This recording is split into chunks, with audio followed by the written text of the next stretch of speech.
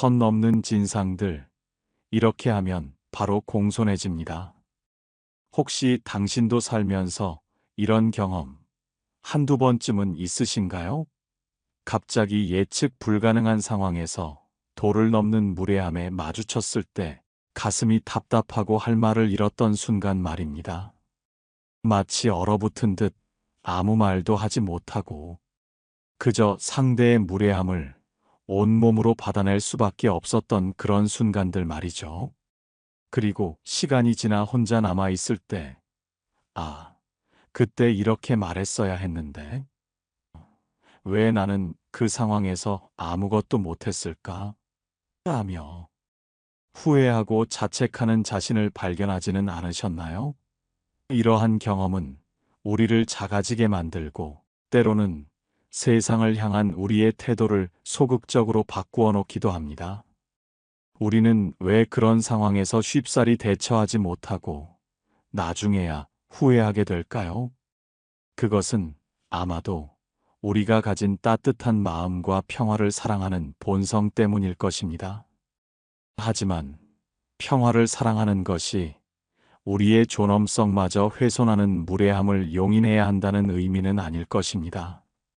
오늘 우리는 철학자가 오랜 사색 끝에 깨달음을 얻듯 무례한 이들을 마주했을 때 우리의 평온함과 품격을 지키면서도 그들의 태도를 변화시킬 수 있는 깊이 있는 지혜와 구체적인 방법들을 함께 탐구해 볼까 합니다.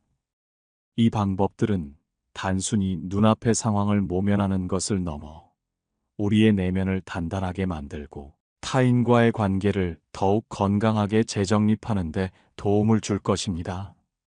2025년 고객 응대 트렌드가 초개인화 서비스, 공감 기반 응대, 옴니채널 전략, 그리고 자동화와 선제적 고객 관리로 진화하고 있다는 사실은 우리에게 시사하는 바가 큽니다. 이는 기업이 고객을 대하는 방식이 더욱 섬세하고 인간 중심적으로 변하고 있음을 의미합니다. 하물며 우리 개인의 관계에서는 오죽할까요? 더욱이 AI 감정 분석 도구까지 활용하여 고객의 감정 상태를 파악하는 시대에 우리는 과연 어떤 방식으로 우리의 감정을 지키고 무례함으로부터 자신을 보호해야 할까요? 단순히 화를 내거나 회피하는 방식으로는 진정한 해결책을 찾기 어려울 것입니다. 이제 침묵의 힘부터 예측을 벗어나는 대응까지 우리의 삶을 더욱 평화롭고 존엄하게 만들 5가지 지혜로운 대처법을 함께 살펴보겠습니다. 이 여정이 여러분의 삶에 작은 변화의 씨앗을 심고 내면의 평화를 되찾는데 기여할 수 있기를 진심으로 바랍니다. 여러분은 지금 인생의 중요한 지혜를 발견할 준비가 되셨습니다. 자, 그럼 첫 번째 지혜부터 시작해 볼까요? 첫 번째 지혜는 바로 침묵의 힘을 활용하는 것입니다. 무례한 사람을 마주했을 때 우리의 본능적인 반응은 보통 화를 내거나 맞대응하거나 아니면 그 자리를 피하는 것입니다.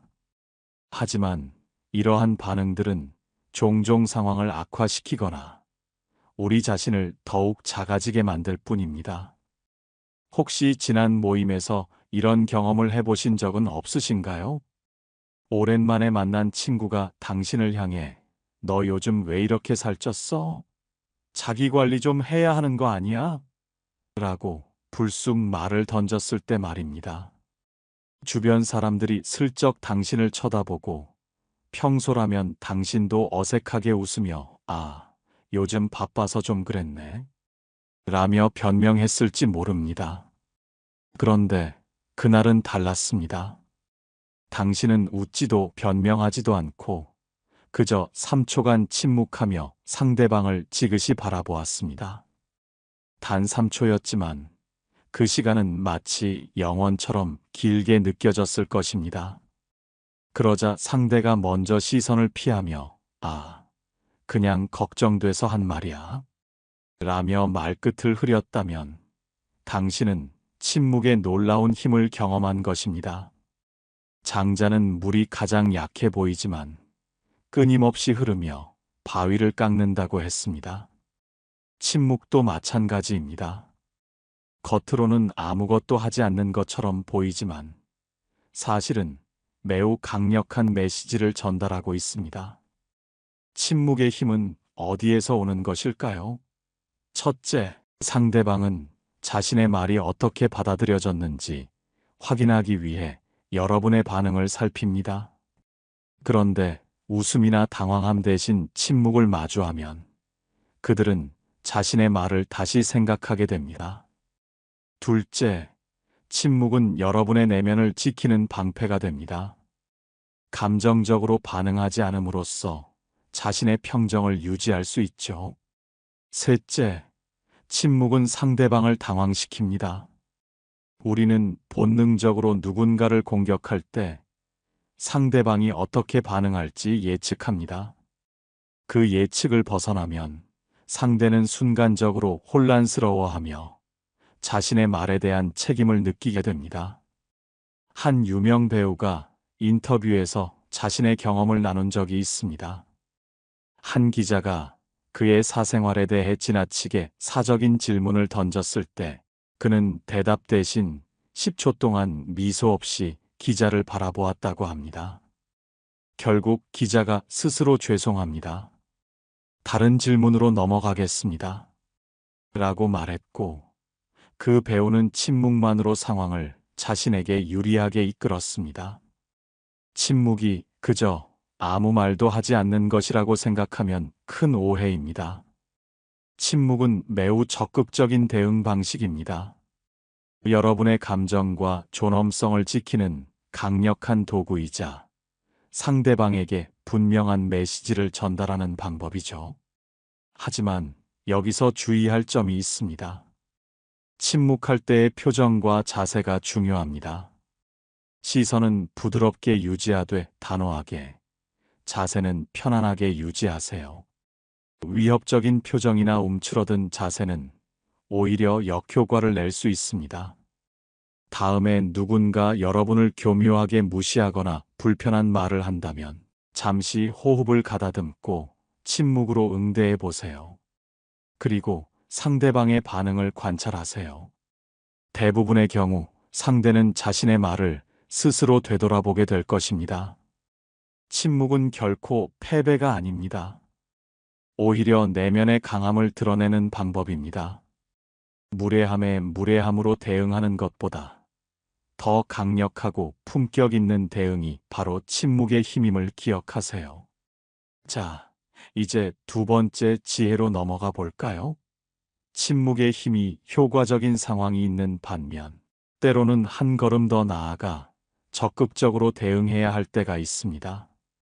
두 번째 지혜는 바로 질문으로 명확화하기입니다. 우리는 종종 모호한 비난이나 간접적인 무례함에 당면합니다. 이러한 상황에서 상대방의 의도를 명확히 드러내는 질문은 강력한 도구가 됩니다. 여러분은 혹시 엘리베이터 안에서 이런 경험을 해보셨나요? 한 어르신이 젊은이들을 향해 요즘 것들은 예의가 없어 라고 큰 소리로 말했을 때 함께 탄 청년은 당황했을 법도 한데 예상 밖의 반응을 보였습니다.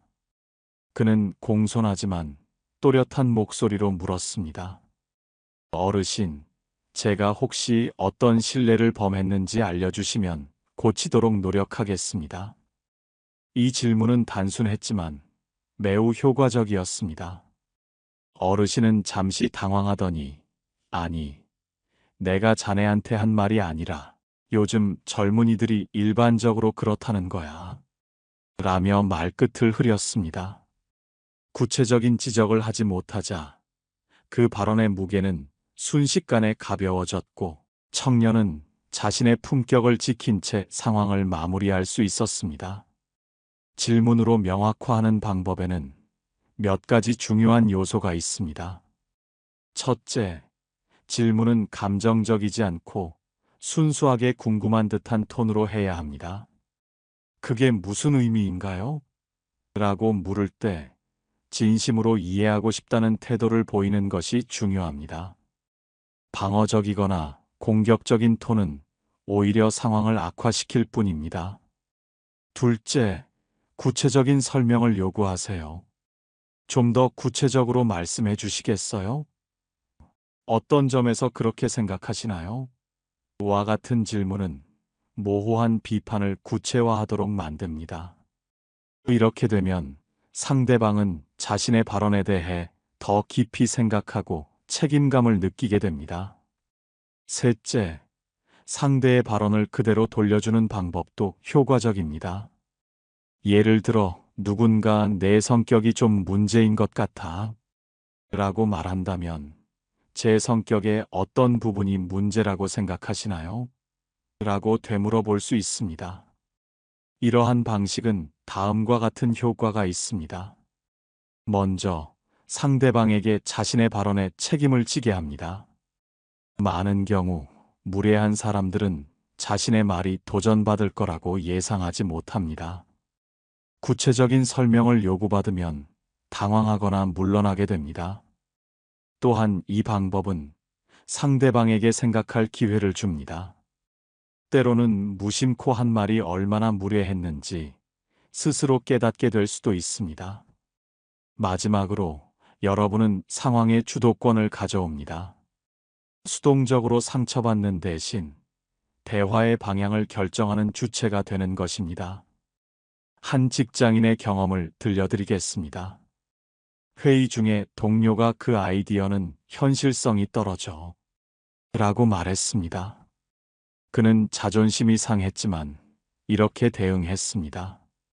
현실성이 떨어진다는 건 어떤 의미인지 구체적으로 설명해 줄 수 있을까? 어떤 부분이 실현 불가능하다고 생각하는지 알고 싶어. 이 질문에 동료는 처음에는 당황했지만 곧 구체적인 문제점을 지적하기 시작했고 그것이 오히려 건설적인 대화로 이어졌습니다. 노자는 아는 사람은 말하지 않고 말하는 사람은 알지 못한다고 했습니다. 때로는 말하는 대신 물음으로써 상대방이 자신의 무례함을 깨닫게 할 수 있습니다. 질문으로 명확화하는 기술을 연습할 때 주의할 점이 있습니다. 어조와 표정이 중요합니다. 비꼬는 톤이나 공격적인 표정은 진정한 질문의 효과를 무효화합니다. 목소리는 차분하게, 표정은 진지하게 유지하세요. 또한 모든 상황에 이 방법이 적합한 것은 아닙니다. 상대가 명백하게 적대적이거나 위험한 상황이라면 안전을 우선시하고 다른 대처법을 고려해야 합니다.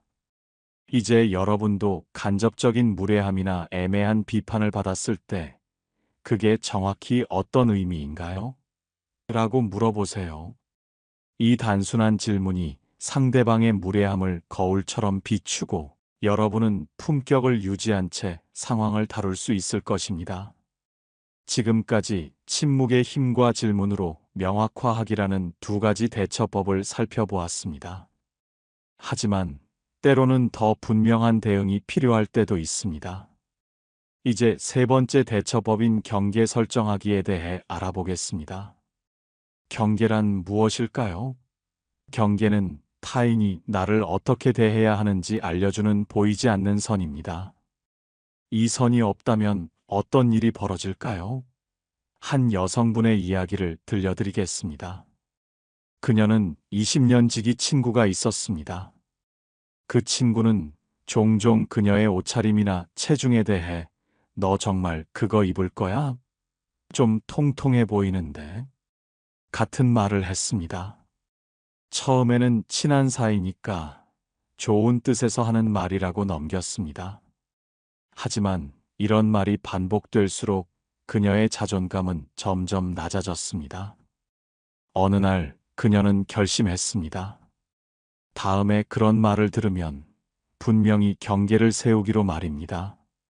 그리고 그날이 왔습니다. 친구가 또 그녀의 옷차림을 지적했을 때 그녀는 이렇게 말했습니다. 나는 내가 내 외모에 대해 그렇게 말할 때 기분이 안 좋아. 앞으로는 내 옷차림이나 체중에 대해 언급하지 않았으면 좋겠어.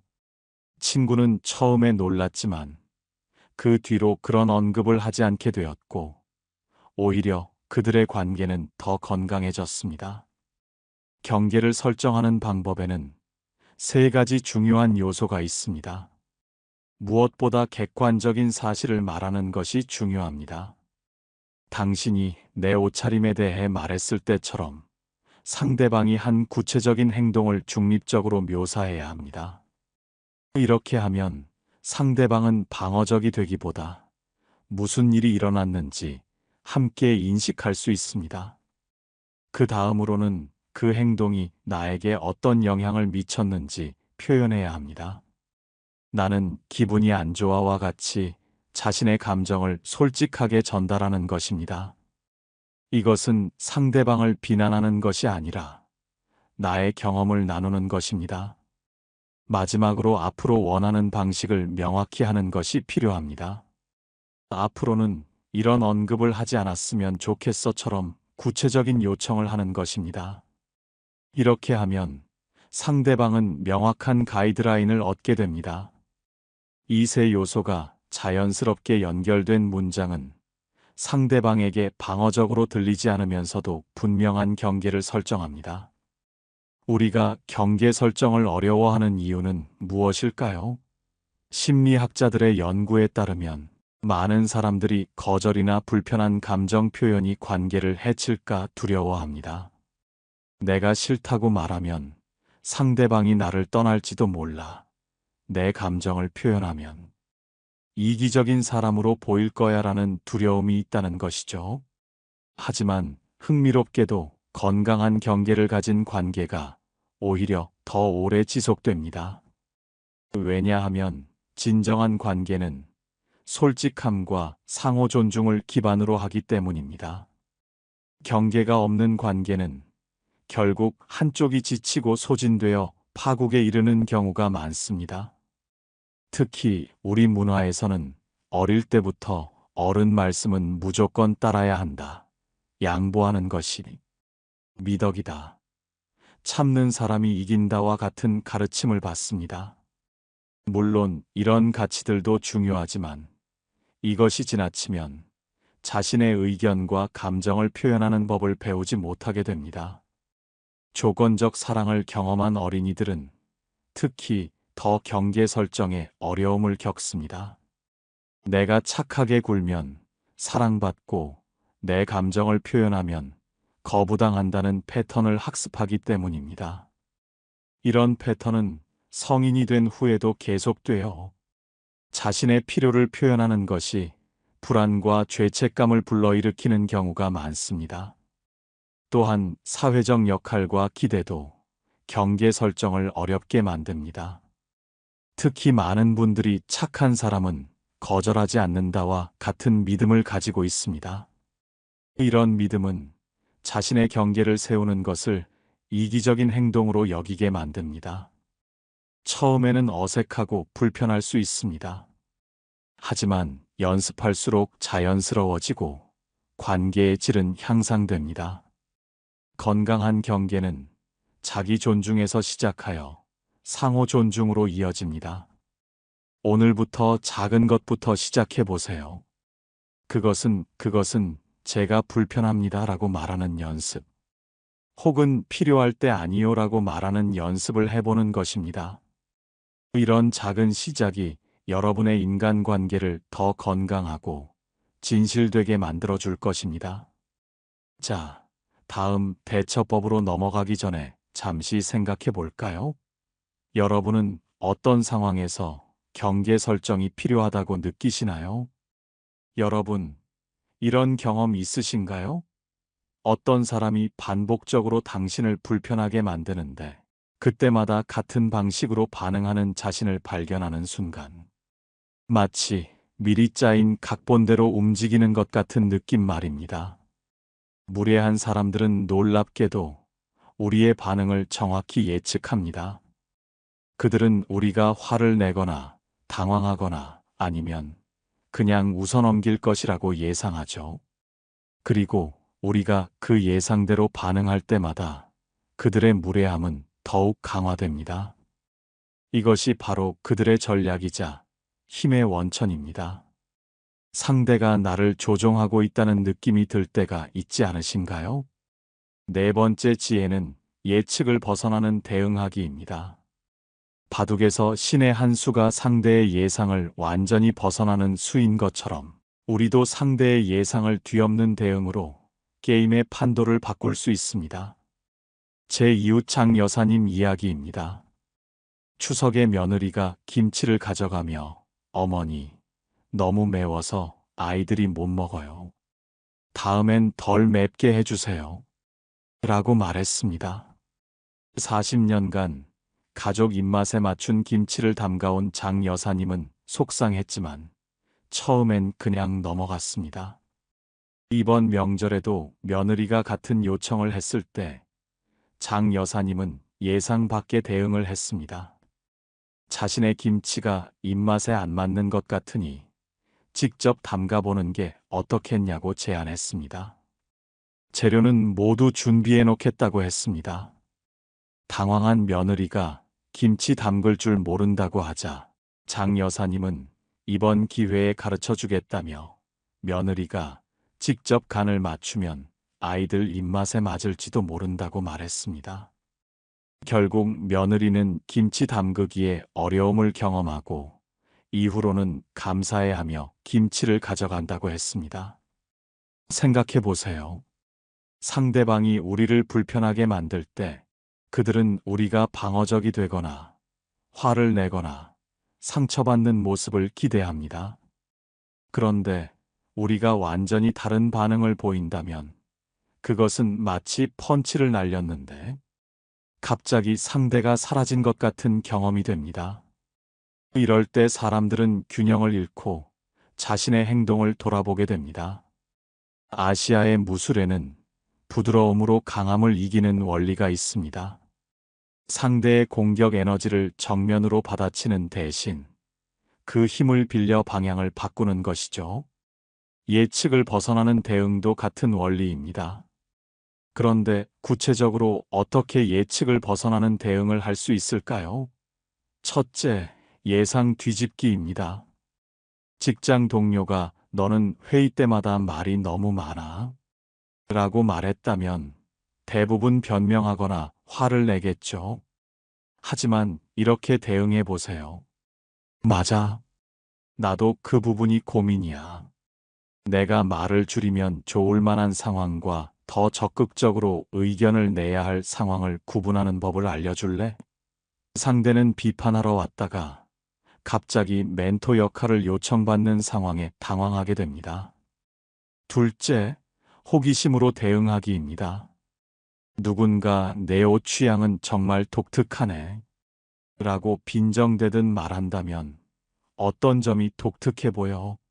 솔직히 나도 궁금해 라고 진지하게 물어보세요. 대부분의 무례한 발언은 깊이 파고들면 근거가 없는 경우가 많습니다. 셋째, 유머로 전환하기입니다. 가족 모임에서 친척이 아직도 결혼 안 했어? 시간이 얼마 없는데? 라고 말한다면 맞아요. 이제 서두르려고요. 혹시 숨겨둔 왕자님 있으면 소개 좀 해주세요. 라고 유머러스하게 대응할 수 있습니다. 넷째, 공감과 확장입니다. 누군가 요즘 젊은 사람들은 인내심이 없어 라고 말한다면 맞아요. 세상이 빨라지면서 적응하기 힘든 것 같아요. 어르신도 새로운 기술 배우시느라 고생 많으시죠? 라고 대화의 폭을 넓혀보세요. 우리가 흔히 도라이라고 부르는 사람들의 특징은 무엇일까요? 바로 예측할 수 없다는 것입니다. 저 사람이 어떻게 반응할지 모르겠다는 생각이 들면 함부로 대하기 어렵습니다. 물론 진짜 도라이가 될 필요는 없지만 가끔은 상대가 예측할 수 없는 사람이 되는 것도 자신을 보호하는 지혜입니다. 많은 분들이 나는 그런 순발력이 없어 라고 생각하실 수도 있습니다. 맞습니다. 예측을 벗어나는 대응은 연습이 필요합니다. 처음부터 잘할 수는 없습니다. 그러니 작은 상황에서부터 시도해보고 점점 자신만의 스타일을 발전시켜 나가면 됩니다. 지금까지 우리는 그때그때 상황에 대응하는 4가지 방법을 살펴보았습니다. 하지만 진정한 변화는 어떨까요?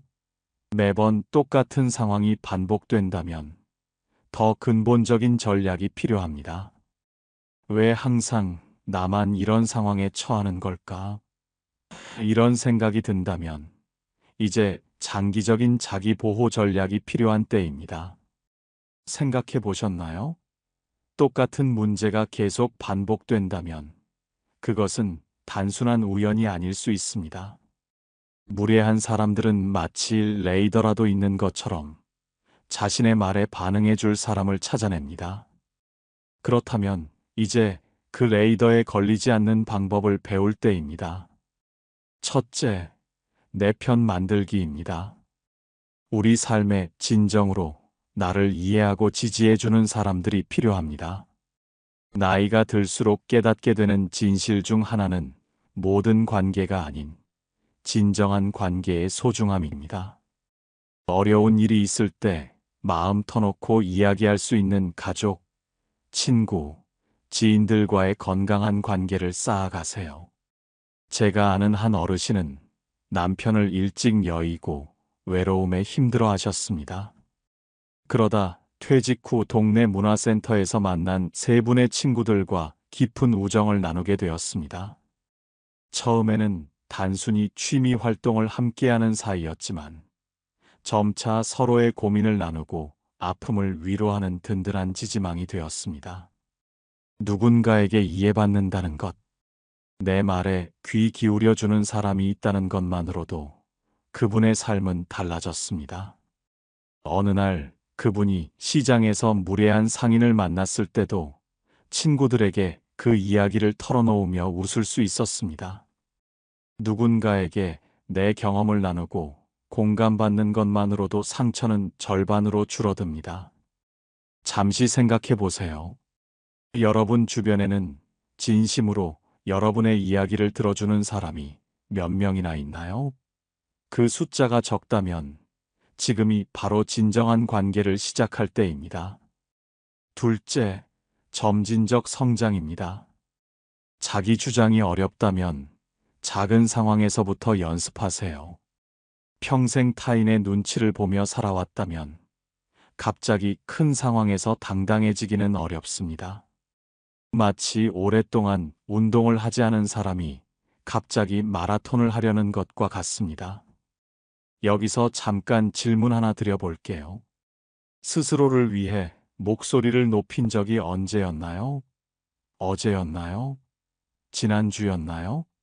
아니면 기억도 나지 않나요? 식당에서 주문이 잘못 나왔을 때 제가 주문한 음식이 아닌 것 같습니다. 라고 말하는 것부터 시작해 보세요. 택시 기사가 엉뚱한 길로 갈 때 제가 알기로는 이쪽 길이 더 빠른 것 같은데요. 라고 말해 보세요. 이런 작은 용기가 쌓이면 더 중요한 상황에서도 목소리를 낼 수 있게 됩니다. 마치 역기를 들 때처럼 처음부터 무거운 무게는 들지 마세요. 점차 무게를 늘려가는 것이 부상 없이 근육을 키우는 방법입니다. 자기 주장도 마찬가지입니다. 작은 성공 경험이 쌓일수록 자신감도 함께 자라납니다. 셋째, 자신의 가치 높이기입니다. 우리가 무시당하는 이유 중 하나는 스스로가 성장을 멈추었다고 생각하기 때문입니다. 하지만 배움에는 끝이 없습니다. 나이가 들었다고, 은퇴했다고 해서 더 이상 배우고 성장할 수 없다는 생각은 큰 오해입니다. 제가 만난 한 70대 어르신은 퇴직 후 컴퓨터를 배우기 시작했습니다. 처음에는 전원 버튼 누르는 것조차 어려워했지만 꾸준히 배워 이제는 가족 사진첩을 디지털로 정리하고 손주들과 화상통화를 하며 심지어 은퇴자 블로그까지 운영하고 있습니다. 배움의 기쁨을 알게 되니 다른 사람들이 나를 대하는 태도도 달라졌어요. 이제는 손주들이 컴퓨터 질문을 할 정도니까요. 라고 웃으며 말씀하셨습니다. 잠시 생각해 보세요. 여러분이 항상 배워보고 싶었던 것은 무엇인가요? 외국어, 악기, 그림, 요리, 원예 아니면 새로운 기술일까요? 그 분야에서 여러분이 한 걸음씩 나아갈 때마다 자신감도 함께 자라납니다. 나이 들어 뭘 또 배워? 라는 생각은 버리세요. 오히려 지금이야말로 평생 미뤄두었던 배움의 기회를 잡을 완벽한 시간입니다. 여러분의 가치는 과거의 경험뿐 아니라 지금 이 순간에도 계속해서 쌓이고 있습니다. 끊임없이 자신을 갈고 닦으며 빛나는 사람이 될 때 그 누구도 감히 여러분을 함부로 대할 수 없을 것입니다. 마치 오래된 고목이 깊이 뿌리를 내리고 묵묵히 제 자리를 지키며 수많은 세월을 견뎌내듯 흔들리지 않는 내면의 힘을 길러야 합니다. 외부의 바람과 비바람 속에서도 굳건히 서 있는 나무처럼 우리는 우리 자신을 끊임없이 성장시키고 단단하게 만들 필요가 있습니다. 이것은 단순히 외부의 무례함에 대처하는 것을 넘어 우리 자신의 삶을 더욱 풍요롭고 의미 있게 만들어가는 과정입니다. 스스로의 가치를 높이는 것은 궁극적으로 자신을 사랑하고 존중하는 가장 아름다운 행위이기 때문입니다. 이러한 내면의 힘은 어떤 진상 고객이나 무례한 사람 앞에서도 결코 흔들리지 않는 굳건한 태도를 만들어줄 것입니다.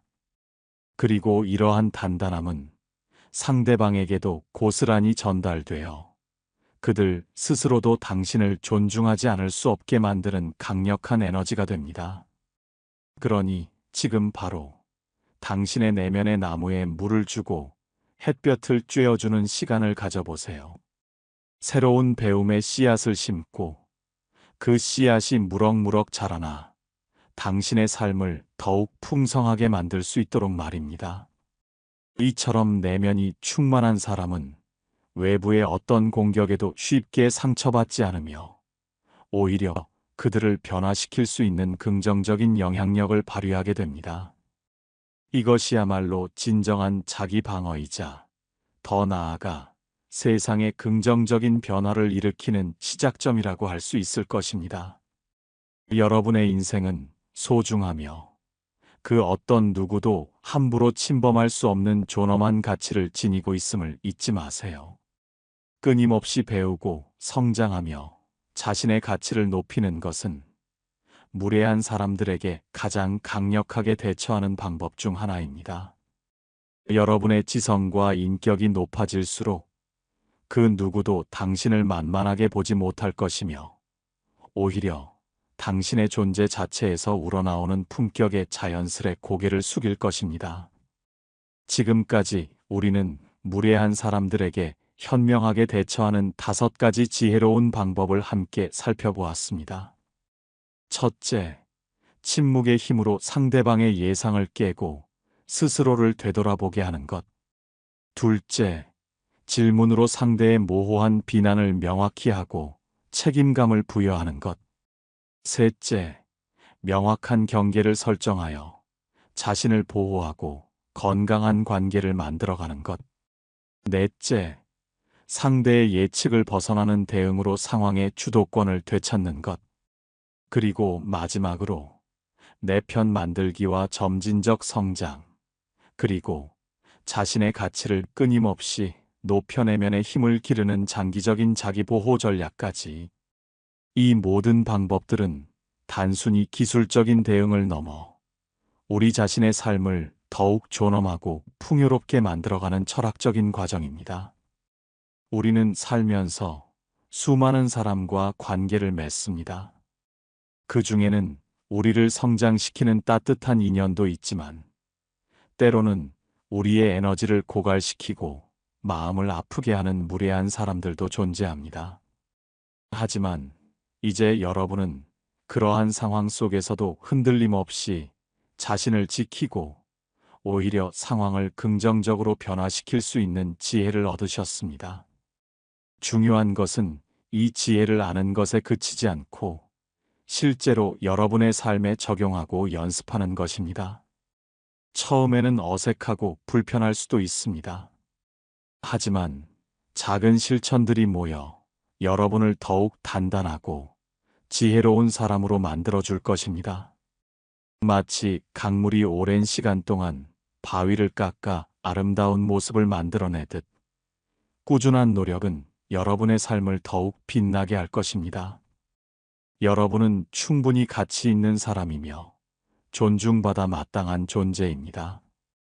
이 사실을 항상 마음속에 간직하세요. 그리고 오늘 배운 지혜들을 활용하여 여러분의 삶을 스스로 빛내는 주인공이 되시기를 바랍니다. 이제 행동할 때입니다. 이 영상이 끝난 후 오늘 배운 지혜 중 단 한 가지라도 좋습니다.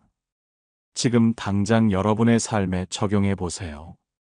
작은 변화가 큰 차이를 만들어낼 것입니다. 여러분의 품격 있는 삶을 응원합니다. 이 지혜가 여러분의 삶에 진정한 평화와 존엄을 가져다 주기를 바랍니다. 그리고 당신의 이 긍정적인 변화가 주변에도 선한 영향력을 미칠 것을 믿습니다. 지금 바로 시작하세요.